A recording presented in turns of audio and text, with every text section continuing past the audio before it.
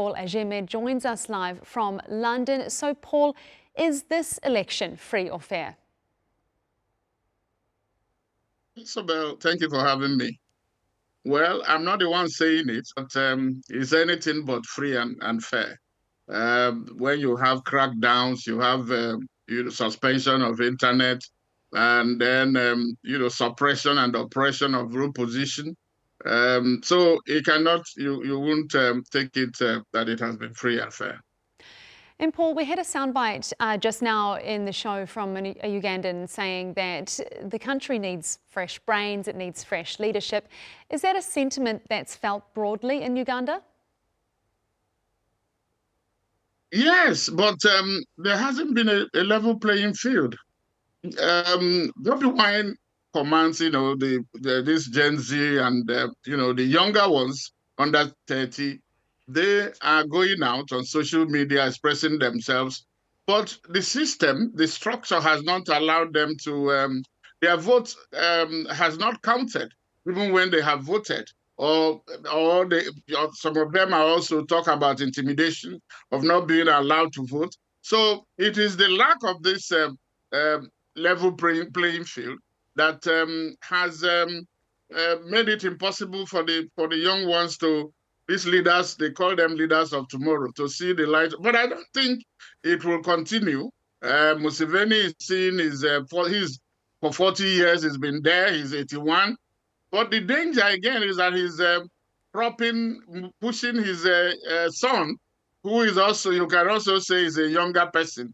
Whether he will appeal to these other younger people is another thing, or when they feel if it is time that now they need another person after 40 years, it's not a dynasty.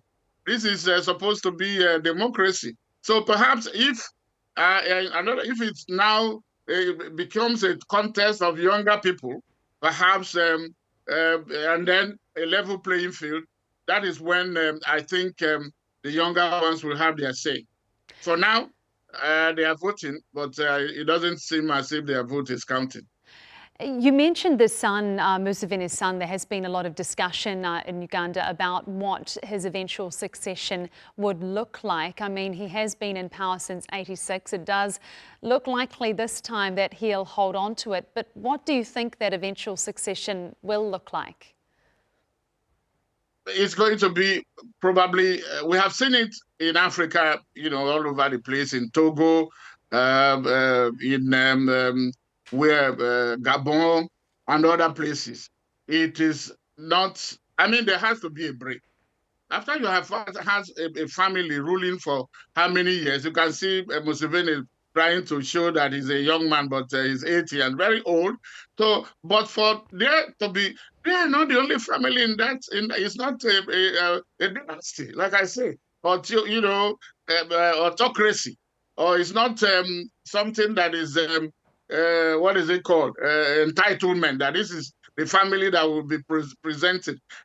Uganda is almost 50, has a population of about 50 million, 49, 50 million people. So after somebody from one particular family has, no matter the level of your competence, there is no, you don't have monopoly of intelligence, monopoly of what it takes to lead. And even after, life is a stage. When you have given your best, you step aside for other people. When a family has done it for 40 years, I think it's time that they should also try some other people to see, because at one point it becomes you have nothing else to give, and you cannot give what you don't have. You would have exhausted all you have to give, and give the space.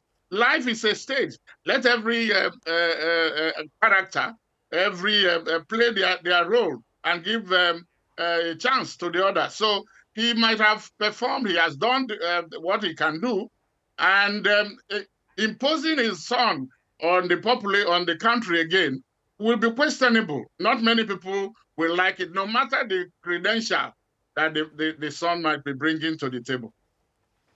And that is all we have time for. Thank you so much for your time, Paul Ejime, live there for us from London. Appreciate it. Thank you, Isabel. Thank you for having me. Happy New Year.